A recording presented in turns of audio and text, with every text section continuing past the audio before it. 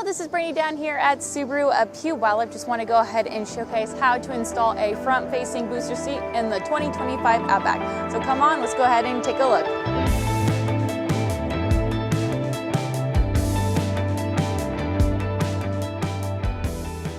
So now we're inside. We're going to go ahead and do one of the two tether points. First one is going to be to feed the seatbelt right through the back of the car seat as so.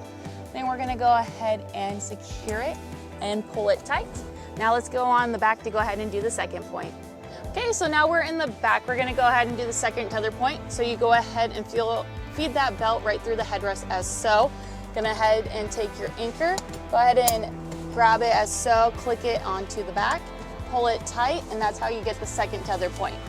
So there you go, that's how you're gonna go ahead and install a front-facing booster seat in the 2025 Outback.